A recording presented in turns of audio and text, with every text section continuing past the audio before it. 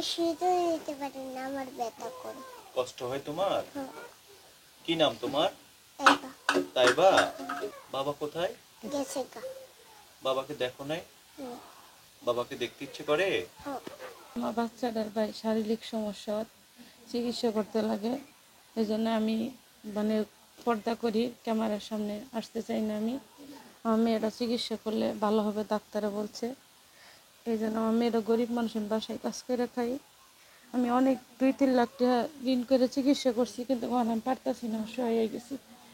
এই জন্য আপনার কাছে, দর্শকের কাছে আমি অনুরোধ, আমার মেয়েরা যদি চিকিৎসা করলে আপনার পাশে থাকেন তাহলে ভালো হবে।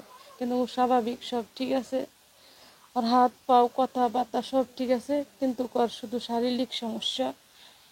এটাই আপনার কাছে অনুরোধ, আমার মেয়ের পাশে থাকবেন। উনি ডাক্তার কি বলেছে?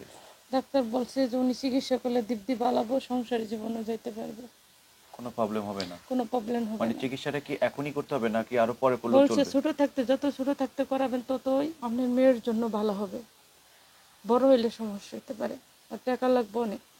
মানে এখন যদি চিকিৎসা করে তাহলে কম টাকা লাগবে, কম আর টাকা যদি লাগবে, বড় পরবর্তী হয়ে চিকিৎসা যায় বড় তাহলে হয়ে যায় টাকা লাগবে, নাহলে হয়তো 15 লাখ কি 17 লাখ কি 10 লাখ কি বাইরেও যেতে পারে। আরো আর বেশি। হ্যাঁ, আর ওখান চিকিৎসা করাইলে আপনার বাংলাদেশেই মনে করেন ট্রিটমেন্ট ভালোভাবে করাইলে উনি ভালো হয়ে যাবে, অপারেশন করাইলে।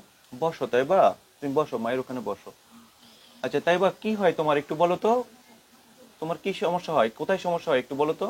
ঘরে।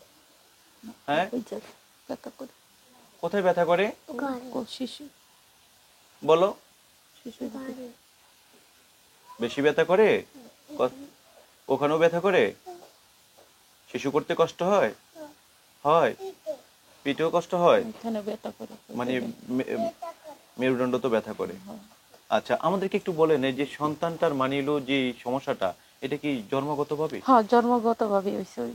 মানে ডাক্তার বলছে যে মানে চিকিৎসা করলেও সুস্থ হয়ে যাবে? হ্যাঁ, উনি ডাক্তার বলছে যে আপনি ভালো ট্রিটমেন্ট করান, উনি একদম ভালো হয়ে যাবে, স্বাভাবিক জীবনও ফিরে পাবো, স্বামীর সংসারও করতে পারবে।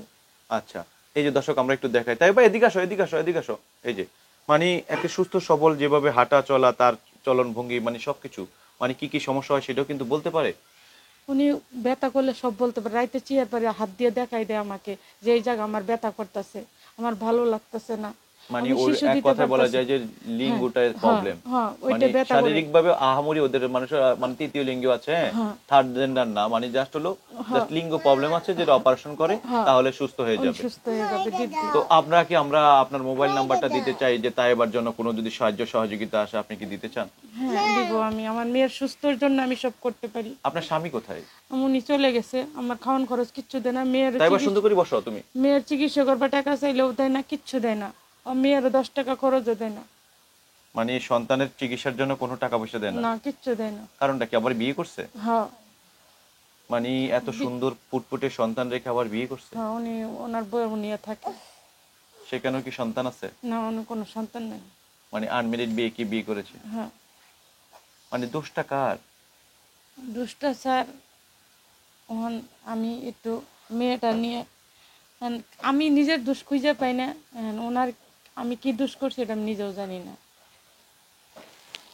দর্শক আমরা এই সন্তানটির মানে মোবাইল নাম্বারটা দিয়ে দিতে চাই, সন্তানের মায়ের সাথে আপনারা কথা বলে। দর্শক আপনাদের কাছে রিকোয়েস্ট থাকলো যে এই মা পর্দাশীল এবং মা ক্যামেরার সামনে আসতে চায় না, শুধুমাত্র এই সন্তানের জন্য ক্যামেরার সামনে আসছে। আপনারা যদি পারেন একটু সহযোগিতা করবেন। তবে আপনাদের কাছে রিকোয়েস্ট থাকলো যে এই মায়ের সাথে কেউ দুর্ব্যবহার করবেন না। একটি সন্তানের জন্য আজ তিনি নিজে মুখ দেখে ক্যামেরার সামনে আসছেন, যদি সন্তানটাকে সুস্থ করা যায়, এই তাইবার জন্যই কিন্তু আজকে ক্যামেরার সামনে আসা। দর্শক ভালো থাকবেন, সুস্থ থাকবেন, আল্লাহ হাফেজ।